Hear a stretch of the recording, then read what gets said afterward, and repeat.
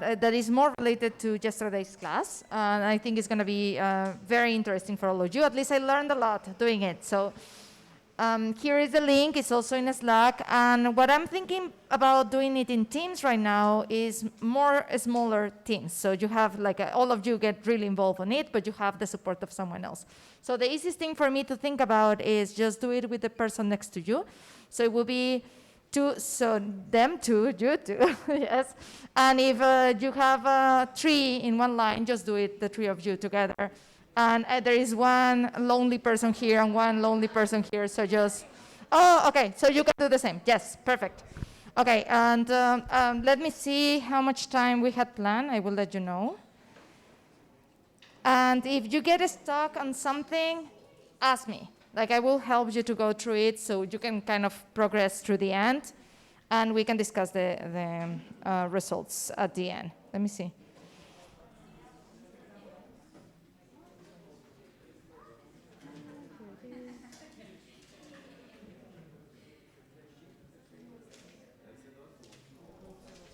Okay, so let's say 15 minutes, and then we can address any questions in the last 5 minutes as a group.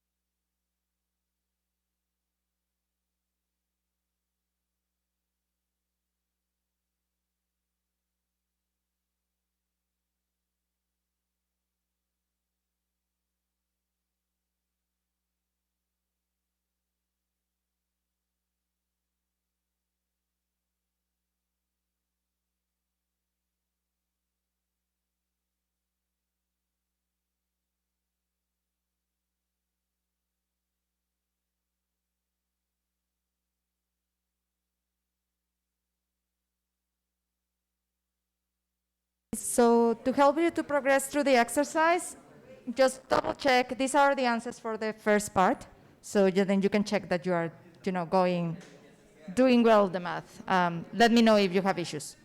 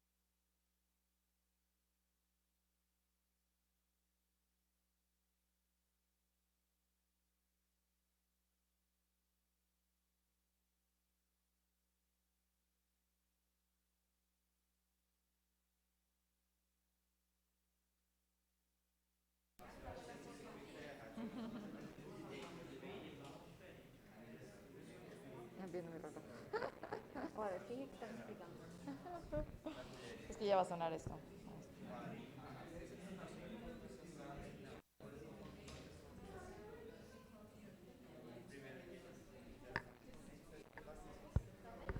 Okay, so let's discuss it together a little bit. I'm also going to share with you like the way I respond to it, so you can check. But let's give 5 minutes to discuss it together. So everybody got the same numbers than here. Okay, great. So given that the whole population we get a slightly better probability of survival with treatment A than treatment B, I think we all agree that we will expect that to be true also for the others, right? So when you saw that the women case, the treatment B was actually better, what were you expecting for men? To try to balance, right? Like to say, well, maybe because we are putting everything together, when you sum, like our natural intuition will be that you are putting more weight on the others such that at the end you get this. And then it results that not, right? Like here the difference is not as big, but still B is better. So do you have any idea of why this is happening? Yes.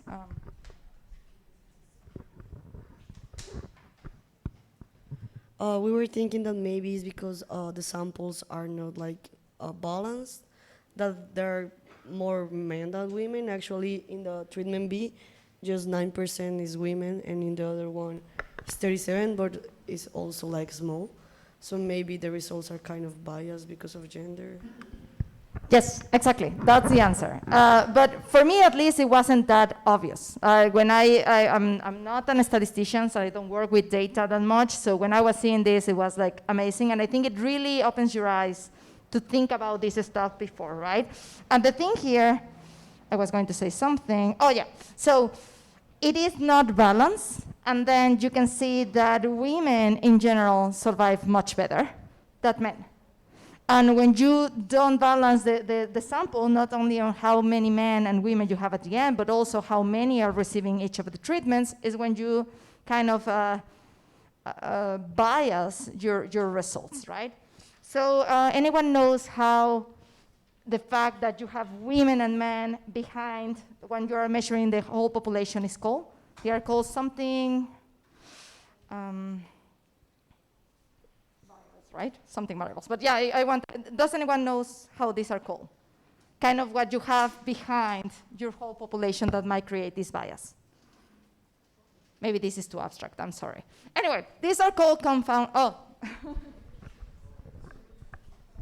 I think because you, in the first table, you are considering the total probability, where you have to compute it like the probability of of life, since you are a woman, times the probability of being a woman, plus the probability of life since you are a man, times the probability of being a man.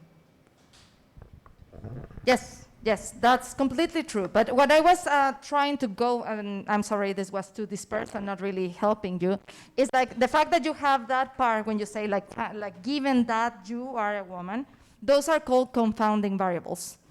And the thing here is that we are observing, because it's the purpose of the experiment, we are observing that being a woman or a man is important for this probability.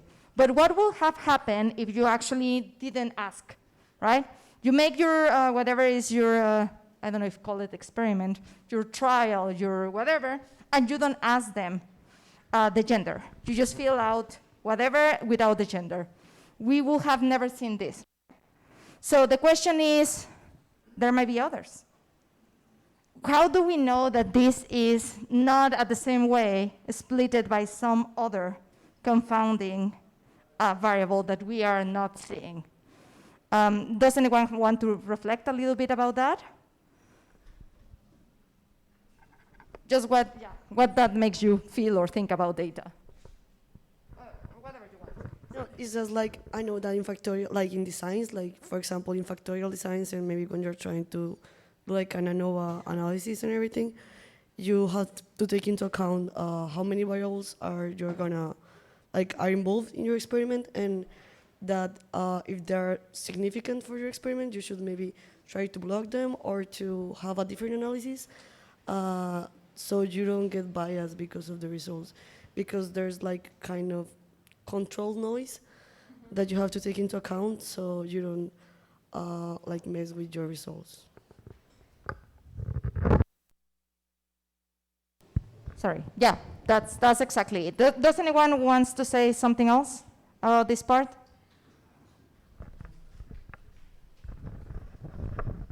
Like I can't have mathematical intuition. How can survival rate is bigger?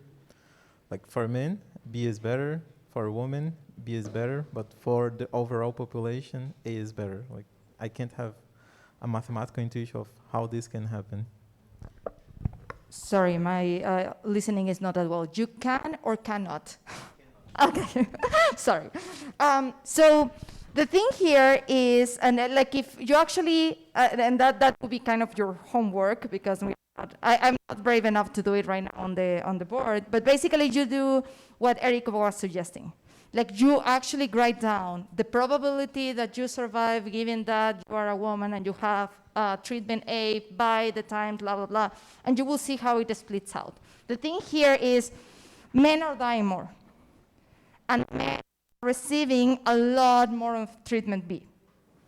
So because they are dying more and you are receiving more treatment B, like look at women and women, how many are receiving treatment B? More treatment A, and men, a lot of them are receiving treatment B. But just because they are men, they are dying more. I guess this is not really telling you, but in general, like, well, I guess it's telling you, you have less survival in general. Like you can also calculate the probability of survival, right? So men are more, and they are receiving more treatment B.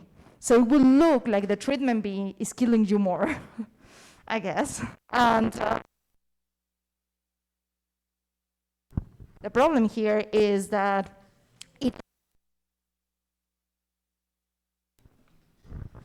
thank you. Okay. Does that help with the intuition? If you actually write it down, like because I'm also more mathematical than statistical or anything else, so actually making the counts, like looking at how it splits and everything else, it will help you to see it. But the intuition is just that. Like you are putting in the same bag this and this, but they don't really have the same probability of dying, just in general. So it will look like you are dying more with treatment B, but that's not true. Anyway, yeah, sorry if I cannot be more helpful with the addition. We can try later with the math. Let me think if I had another question or discussion for here. I guess not. It worries me, as I was saying, like how many other things are confounding variables when you're working with data. But the thing, as Ariel was saying, is that basically if you start also splitting and splitting and splitting, you also lose the power, right? You start getting very noisy and you cannot say anything about what is happening because you don't have enough samples. So where do you put the line? It's complicated. Usually you are going to have to use your previous knowledge about what are the variables that you expect to be important and always record those ones. But also, just when judging the data, just for probabilities, keep in mind that you might be losing something. And that's it, unless someone else wants to add something. Okay. Oh, yeah. I don't want to add, I want to ask. That activity was supposed to be for last class. So it should, what is the relation of that with p-values, which were what we were discussing? So yeah, that's a good point. Okay, so my brain works in weird ways, and I never thought about like formally connecting it. It is just telling you, I think it's not directly with p-values. P-values are a probability. It's telling you the probability that you can trust your data, and this is just showing you how probabilities can mislead you or lie to you. So this is much more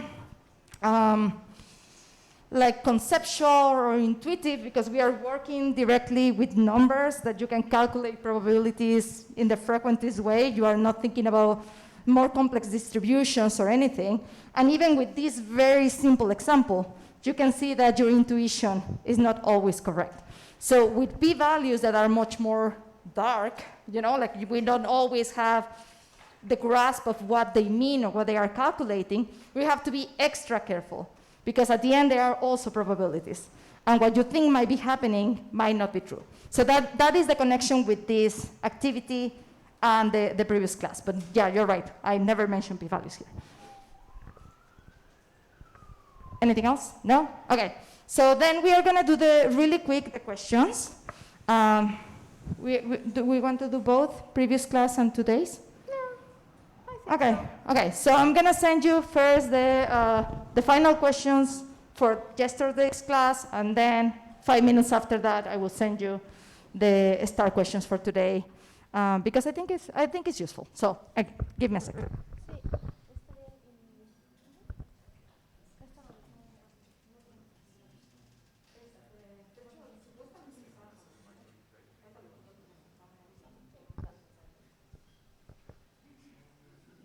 So, no, just to add, yeah, this is an interesting activity also for me, because it's very, at least to me, misleading. And really, it's just, because it's a general course, again, nothing really specific of data. It's just making sure that you know your data. And, you know, you can be very easily misled by things like this, right? So it's just learning to think about data and how to get really what it's telling you, and not, you know, find a wrong conclusion.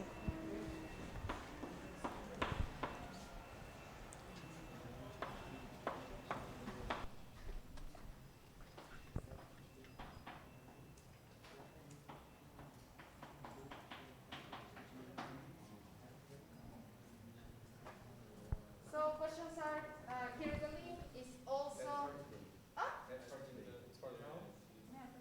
Yeah, you should do this right now. It is about yesterday's class.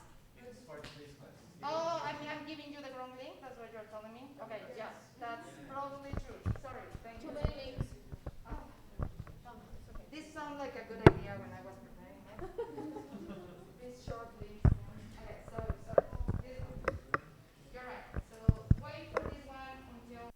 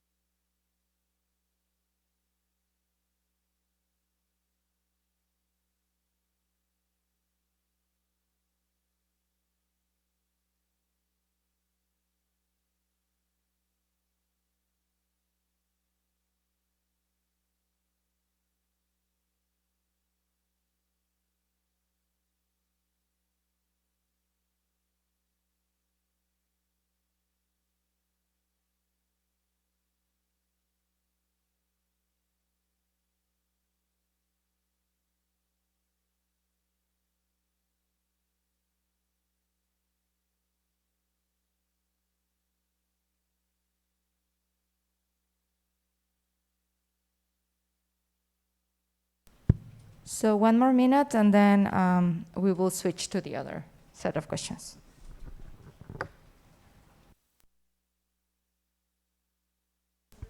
Yeah, and if you finish the first, you can jump to the second. That's okay.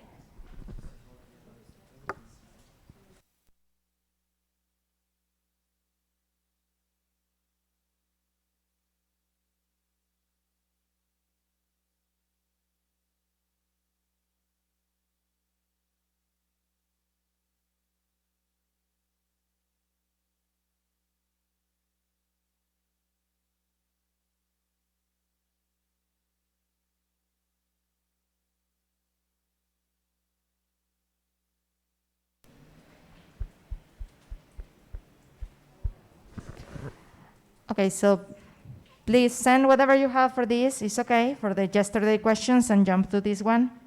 It is also in Slack, but it's confusing because I put it there. But the one that is JLT08.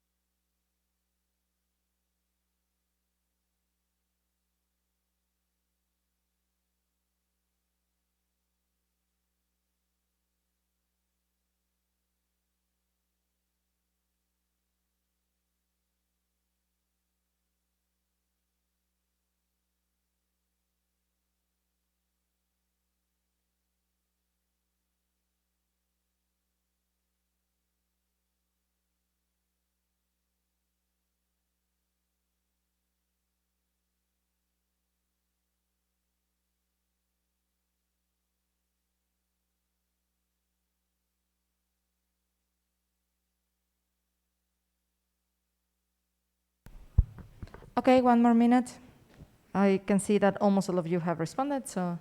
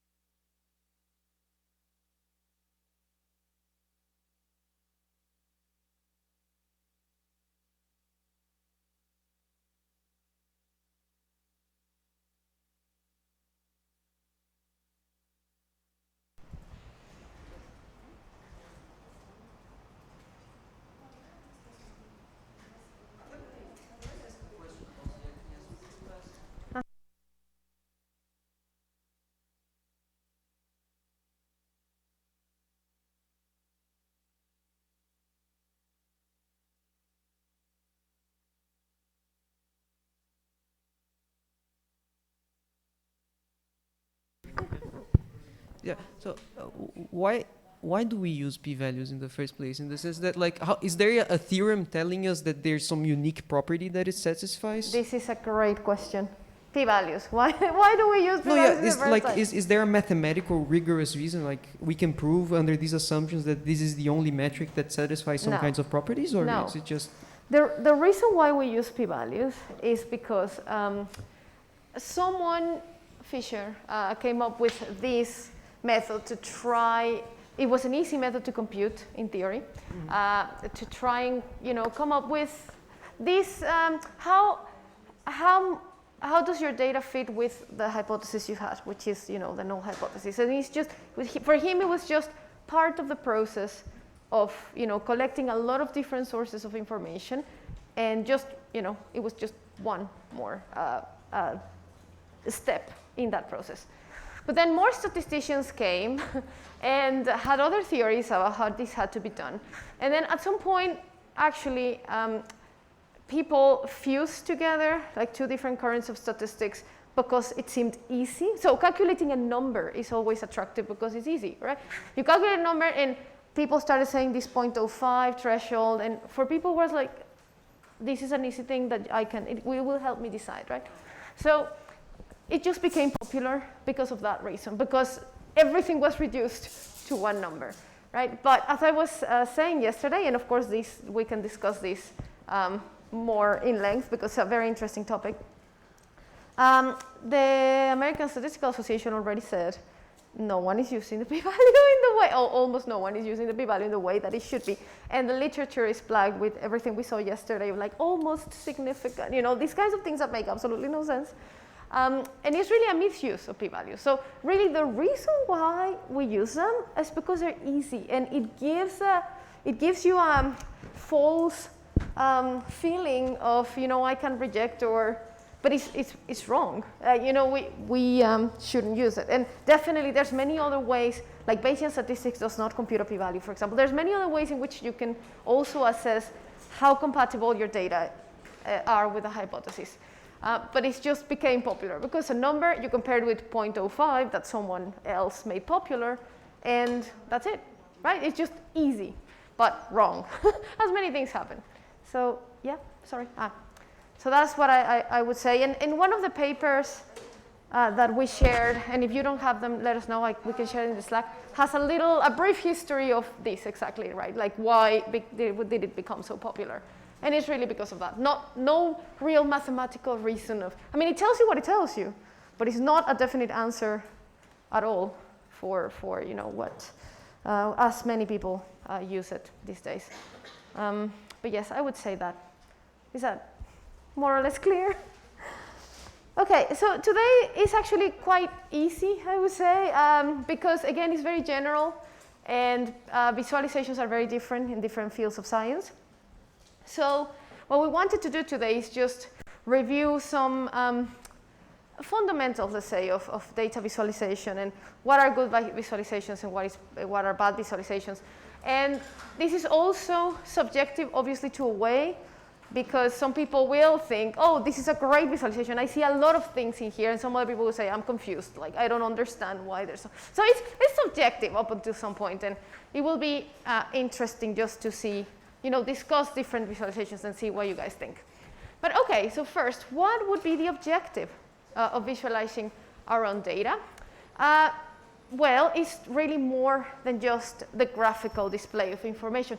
You have to communicate something, right? It's not just like, look, this is how my data looks like. You have to think about what exactly you want to communicate with that and design your figure to communicate it, right? And you have to think about these questions. For example, which computational approaches, which visual encodings, even colors will bring out the trends that you want to highlight in your data, right? So it's more than just plotting data, right? It has a purpose.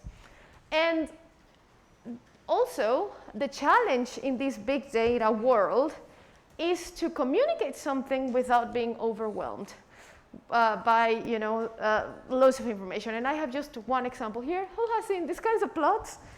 Circus plots of, in this case, synteny. They became very popular, or they are maybe still very popular, at least for example, this is different organisms, and it's showing the synteny, means the order of genes in chromosomes between different species.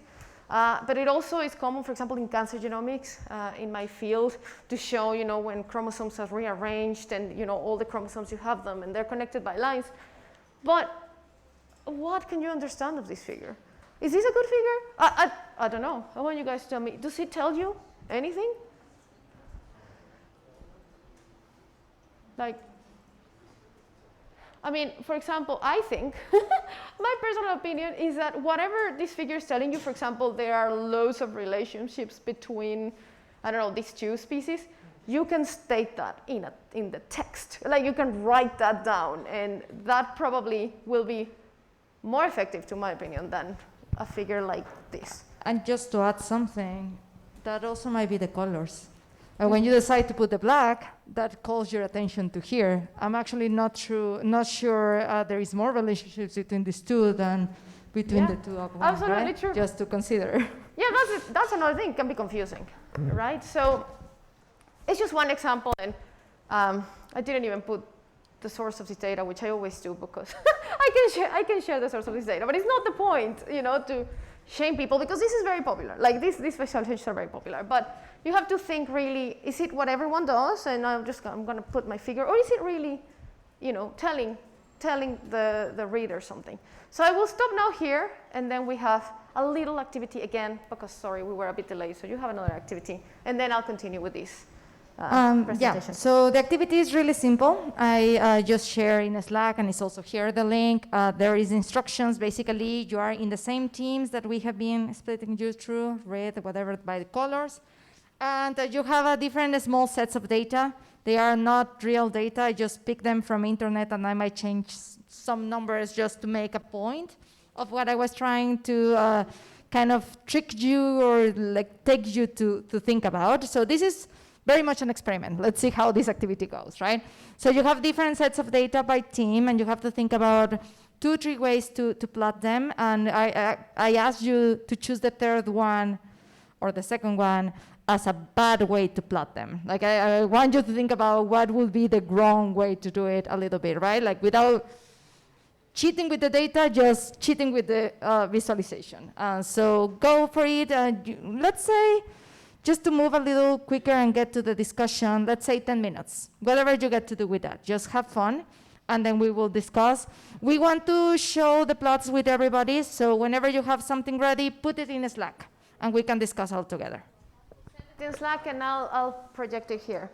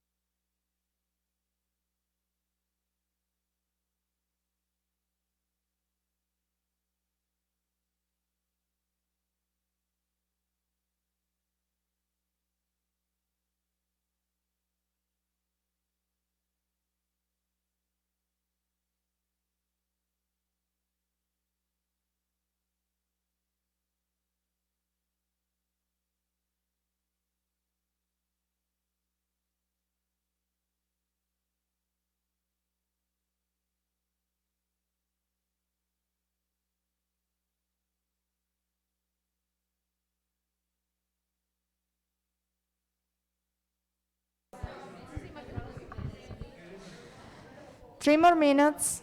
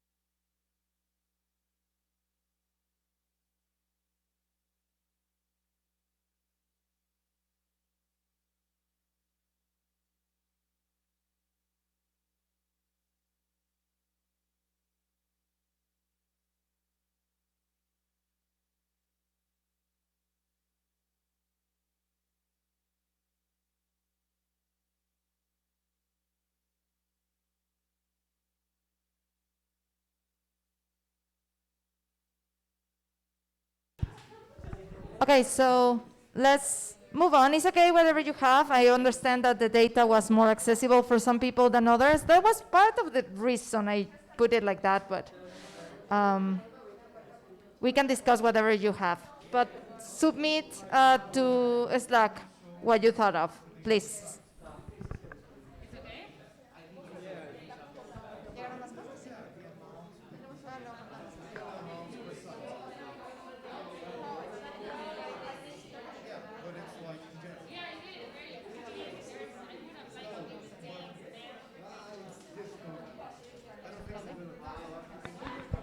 Guys, send, please, please.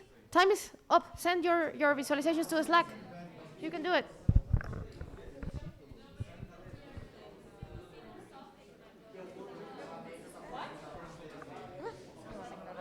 Vamos a darles un minutito.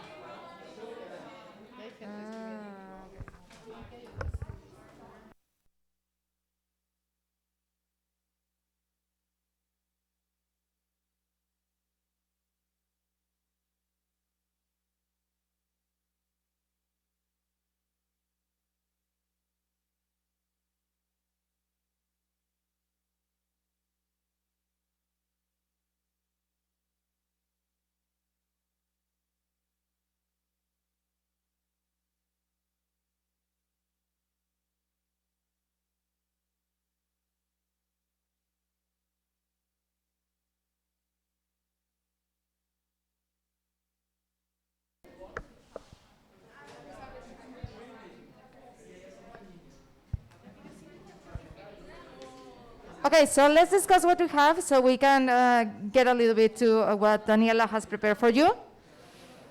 So, okay, well, anyone from the team who sent this plot? Yeah? Okay, good. So if you want to explain the good and the bad. Okay, so we basically had cumulative cases over 24 days, more or less, or I don't remember the disease or anything, sorry. And basically what we said is that the bad plot is always a cumulative cases plot, because like even if you go like much further, you won't see this part. You will just see like an increasing plot, a monotonous increasing plot, which is very boring. And a better plot, not the best plot, of course, is plotting new cases as a function of time. There you cannot, it's not a monotonous plot. You can see for each day how many new cases you have. And of course, the best plot, I think, would be to replace the ticks with days, probably. But well, Python is a bit difficult. Yeah, and we also give you like very few minutes to do it. But yeah, that's exactly the point. Like when you have cumulative, it just absorbs everything. That's the only thing you're seeing. The things are saturating, and you forget like actual details about how this is happening. So thank you. That was perfect. So next plot here. Anyone from the team wants to explain it? I don't know whose team is this. Here, we did a plot about. We can see the maximum and the minimum. This is the best plot that we did. It shows the difference in temperatures at each month, and we thought it was the best because it shows all the information, the maximum, the minimum, and the mean for each month, and it shows the absolute values. And the OK plot, it's the same, but we thought that the first one is better for visualization than the first one. And the bad plot, this is not the worst plot we did. The problem, we just didn't send it because the worst one we thought will be with the y-axis, the percentages, because then we don't even know the absolute values. But we thought that a bad plot will be one that sums the values, so we don't even know the difference between like the maximum and the mean because it's not really didactic. Yeah, so I agree with you. This is a really bad plot. I hadn't even think about it, so thank you. But yeah, it looks like a flag, right? Isn't it like a flag with those colors? Okay, so go to the second one. I just want to make a point here, the OK plot. So the issue here, like there was a reason why I chose temperatures, and I chose it in Fahrenheit, and there was a reason for this example, and that is when you put, especially with bars, you put the 0 there and you put it up. It kind of is implying that 0 is your ground and then you're adding. But what is 0 in Fahrenheit, right? It's nothing. It's an arbitrary value. So when you have temperature, actually, I can see how the other one is worse, but this can be problematic as well, right? So another important point when plotting or just visualizing your data is considering if the 0 means something or not, and take it in account in your plot. But really good job, thank you. So the next one.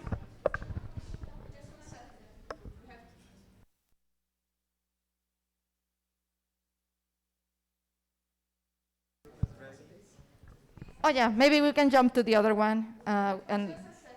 Okay. No, we will give them. Oh, okay. So yes. So the next team. Is you?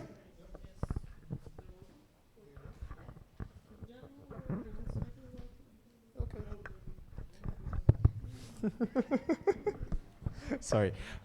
We did it. So we were trying to make a plot that would show the difference of pluviosity per month per site, and we couldn't do this in a way that looks okay because it's a mess of colors, and then we have a lot of sites, so it's really difficult to do this. So what we did was the pluviosity in the way, the median per month, and then we can see like the big informative is that in March we have biggest fluctuations of the pluviosity, which we don't see that much in April, and we don't see at all in May and June. So This was what we could understand for it.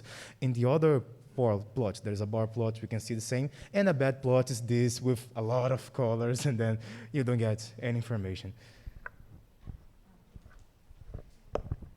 So thank you. Yes. Funny enough, actually, I was thinking, and that is just because I made these exercises, right, with something in mind. But I think everything you say is a really good point. I just didn't think about it. I chose this one because I wanted you to see that if you plot it this way, I didn't even consider like the colors. It seems like you have a trend. It seems you're losing rain, right? And what you're seeing here, or the issue here, is that I arbitrarily chose between March and June. So you might be thinking that this is a general trend that is just going to keep down, and it's not. It's just like the periods of the months. If you choose July, it will go up again. Actually, this is one of, I don't know if everybody noticed the note at the end of the document, but it says very clearly you should not trust data without references. None of this data has references, and the reason is because I actually manipulated it. Because I wanted to make some points, because in June, some of these towns in California were already showing some rain, and I wanted to make the point. So anyway, just to make emphasis, don't trust this data. I made it up or manipulated it. So are this team ready? Okay. So the second one that you sent? Is one?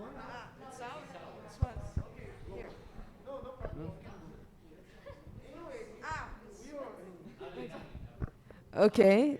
Can I talk? Yes. Okay, the first one is our good plot with the bar plots. And can you zoom in just to show, please? Yes, perfect.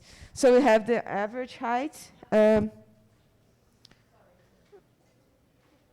it's fine.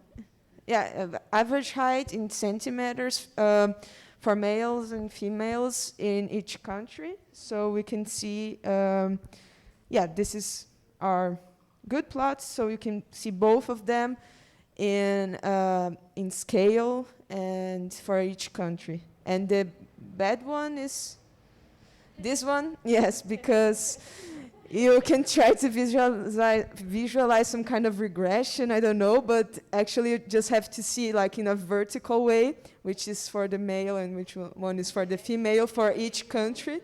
Yes. So yeah, and the colors also are kind of hard to see. So yes.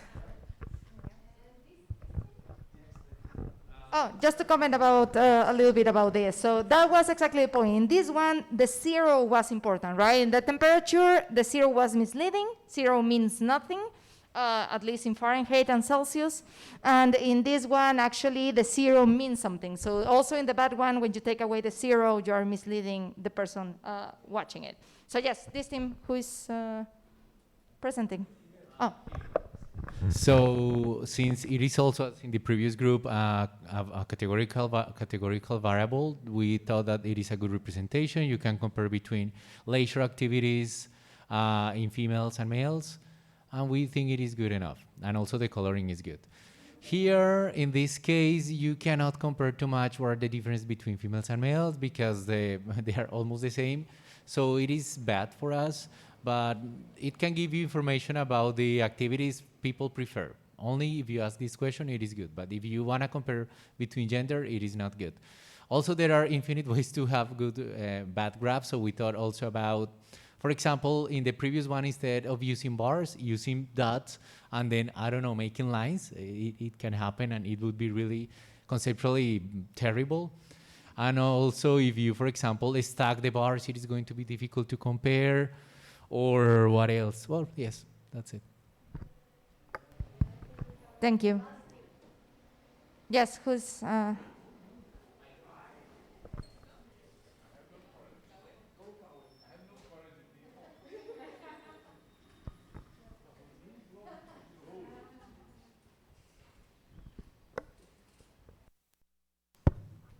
Well, in this case, we have the total cases and new cases of HIV.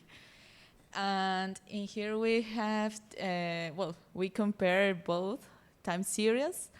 and this is our better plot because we think that it's not the good one. And this is the bad plot because in this case we plot in a bar, with bars, but adding new cases in the top, but we can realize the difference between the new ones and the older, well, the cumulative ones.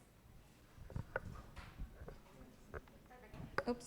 Okay, thank you. So I hope you enjoy it. I hope it makes you reflect things. But Daniela also has really cool examples to discuss with you. Do this really fast. Don't worry, because it's just principles of data design, and I think we're going to start here because you already got the points of the previous one. Okay. So as many of you got from these examples, which were great. How do we compare means from different distributions? Like if you have different distributions, how would you plot the means, for example? This is just a specific question.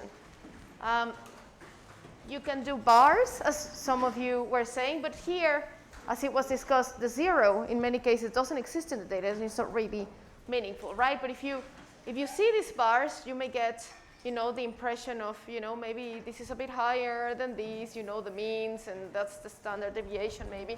But if you use box plots, for example, for something like that, then you can actually tell where the distributions and the means are. In some cases, there's no zeros in the data point. And here I'm plotting, well, I'm not plotting. This is a reference that is somewhere there that you can see later.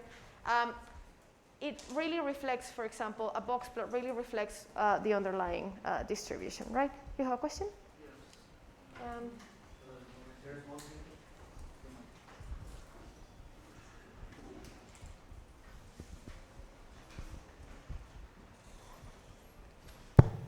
Okay, I have a question about that because the other day we was discussing about this. Forever, yes. And why did we? Because we were talking about that maybe the median. It's more informative than the mean. Yeah. And I saw some graphs that actually do use the mode to characterize all the problems because we work with that. But I don't know what to think about that. To be honest, it really depends on your question and what you want. This is what the first slide that we had, like, what do you want to communicate, right? So sometimes the mean is a useful way. I mean, mean and standard deviations and other measurements of your distribution is a better measure than the median for some cases. And in some other cases, median, in things like household income in countries, when they plot this data, they prefer the median because it's actually, at the 50, the quantile 50. In that case, that's more informative than the mean, right? So it really depends on, I think all of them are valid ways of, if that's what you want to convey with your plot, then I think, the median. In the cases of box plots, usually is the median, that is a graph. Sometimes they also add the mean, like you can see both points. But it just really actually depends on the time. I know this is not very informative, but it really, I've seen all kinds of these plots, and it just depends on what you want to communicate. You can actually put both. Like some cases, box plots have, here's the mean, here's the median, and the rest of the points. This is usually quantiles, 25 to 75, and then you graph outliers as well. So these are good summaries. For example, if you have different distribution data, it represents it very well. Much better than, for example, a graph, a bar graph, right? We can discuss a lot. Sorry, it's just that we don't have much time. But there's also heat maps. They're very popular in biology and many other graphs. I'm sure many other fields. But for example, color choices matter. So you got this in the exercise with a bad visualization being like colors that are very common. But for example, you can choose 3 colors if you want to highlight both ends of a spectrum. For example, low and high. And around the mean, or just 1 color in the case that you just want to say, this is genes that are overexpressed, and that's only what I care about. Also, you can add this hierarchical, many programs already use it, but you can actually separate by the hierarchical map, let's say, that these programs can find, and in this way you can actually find out the groups. Like, so obviously the big advantage of heat maps is that it lets you see patterns in data, right? And groups of samples, if you're plotting samples that have similar, for example, expression profiles, right? And you can add spaces, for example, in case that's easier to see. Okay, now visualization of complex biological data. Yes, go.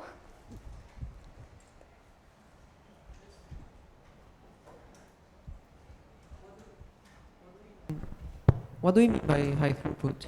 Sorry? What do you mean by high throughput? What is the throughput of data? Well, these are very small actually in this case, but you can add, it's highly dimensional. So for example, well, in this case, it's just 2 dimensions, but you can have, for example, many samples and many genes expression, for example, so 20,000 rows versus the papers, for example, again, my field, cancer genomics, that now analyze thousands and thousands of samples, can show you in this way very graphically subgroups, for example, of cancer. And it's just, you can see, oh, these are expressed in these genes, for example, and they do this clustering. This Daniela, but maybe he's just asking about the slang, right? Like, sorry. like, do you mean like, do you know what is high throughput in general? Well, no, I don't know what it means rigorously. Sorry, okay. So it just means basically, we refer high throughput data, that one that is produced by these instruments that can analyze, for example, sequencing instruments that can analyze, they call them high throughput sequencing, for example. It just generates a lot of data very quickly. Very automatic, very quickly. So it gives you these big data sets. But that's just, it's in a way less supervised than other types of data. So you produce a lot, but it also has some biases to take into account. But yeah, that's just a slang. It just means big data in this context. But yes, loads of data. But it calls high throughput. Low throughput would be usually, for example, a single experiment, and you get some. And this is just, you know, lots of data being generated very quickly. And I'm here. This is just examples of how people visualize some things in biology that you may come across. And I'm going to do this very quickly because I want to get to the point of, is it a good or a bad visualization? But here, for example, these are new plots that now people are producing maps of the 3D structure of the genome. And, you know, they color every chromosome in a different color. And this one, you can, like, you know, turn it because it can be animated. You can zoom in and to see different chromosomes and see, in theory, different nucleosomes. So people are now becoming, you know, generating these very high throughput visualizations. These are just examples. We're going to get to something different. Okay, so who's seen this plot? This is very popular now in biology. Single cell, the way we visualize usually single cell RNA-seq data. Has anyone seen this data? Is it? Yes? So usually this is a t-SNE dimensionality reduction method called t-SNE. There are several methods where you can reduce dimensions and visualize data in this way. I just wanted to highlight this one because it's very popular, very popular. You will see it, but it's very misleading too. And well, this is a tweet. I put it here. Because obviously you're reducing very highly dimensional data to 2 dimensions, right? So in many cases, for example, this person, this is a tweet, and there's a whole discussion here about this visualization. I can share it if you want.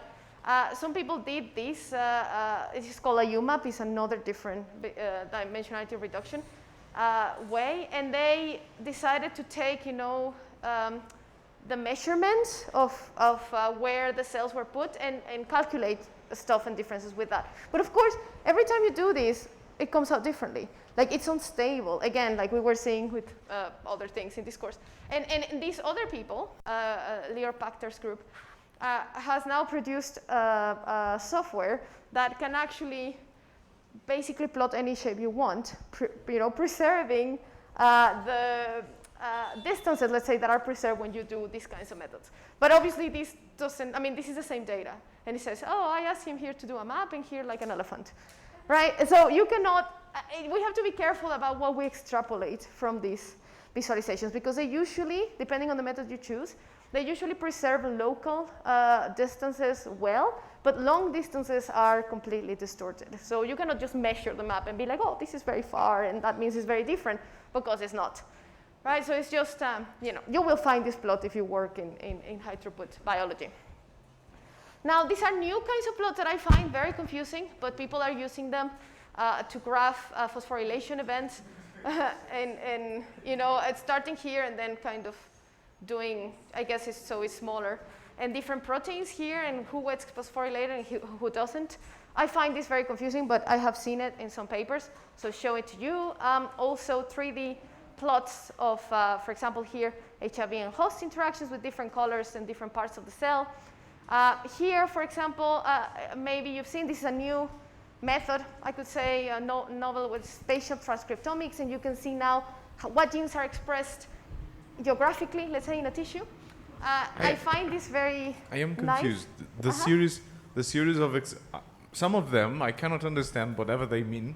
So I cannot also judge if you're telling they are bad graphs or good graphs. So you're saying all of them are bad graphs. No.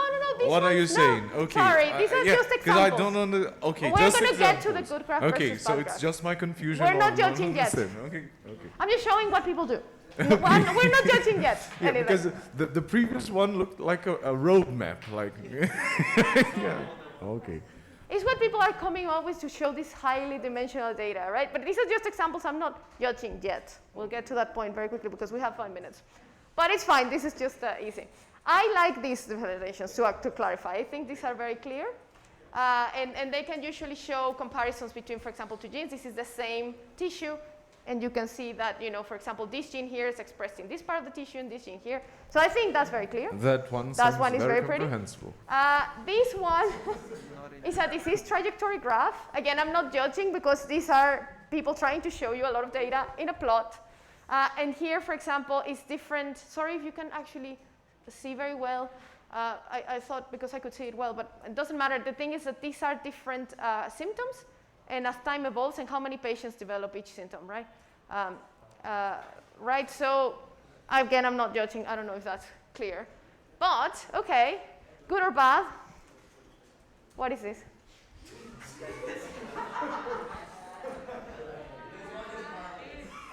Vote really quick. So who thinks this is bad? Bad. Bad visualization. Okay, good.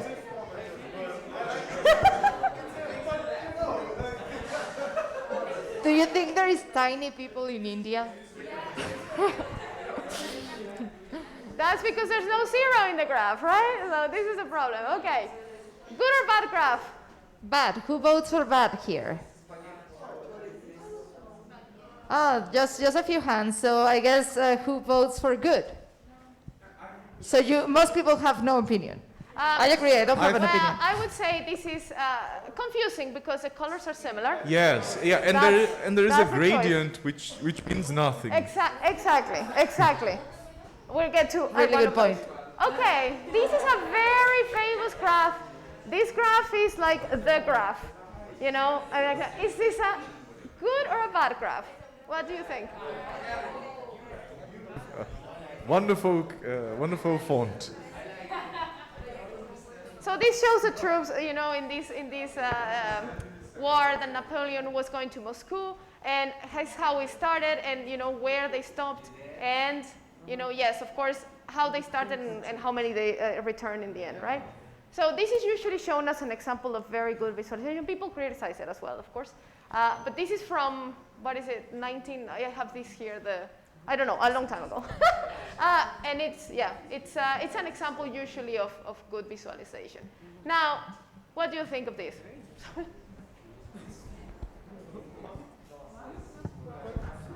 Who thinks is good? I really like that. Is it okay? Who? Exactly. I think the concept could be good. But the problem is that it's flipped to what we expect, right? So the first time you see it, you're like, oh, you get completely the opposite idea. So even though obviously you can choose whatever colors you want, people recommend please choose what people are expecting, right? So good or over should be a green, because that's what people expect. You should control your artistic impulses. To make it more clear. What about this one? This one is another very, very famous graph. I'm sure some of you have seen this one. Created by John Snow in 1854 to try and determine why people were dying of cholera. Right? And what we're seeing here is a map of London, and he put all these little bar graphs for the location of where people were dying and how many people were dying, right? So what he could determine from this graph was that everyone that was dying, at least in this area in London, was around a specific water fountain and that was contaminated with cholera, right? So this is also usually shown as an example of great visualization, because combining geographical data with these bar plots of deaths, then you could pinpoint exactly the cause, right? Okay, what do you think about this?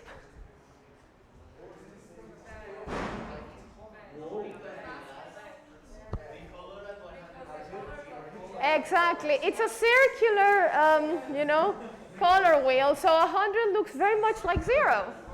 So this is completely useless. Do not do that, guys. This is bad. Okay. What about this one? Terrible.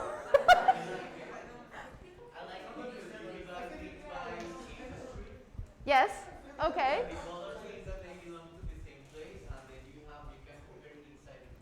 Yes, I agree. I think this is nice visualization of the thing. Ah, you didn't like it. It's very subjective, this area. Maybe because there is an explanation how to read it, but just looking at it, it doesn't seem like a good thing to understand. Yeah. You don't like it? Not knowing how to read it. Okay. Okay.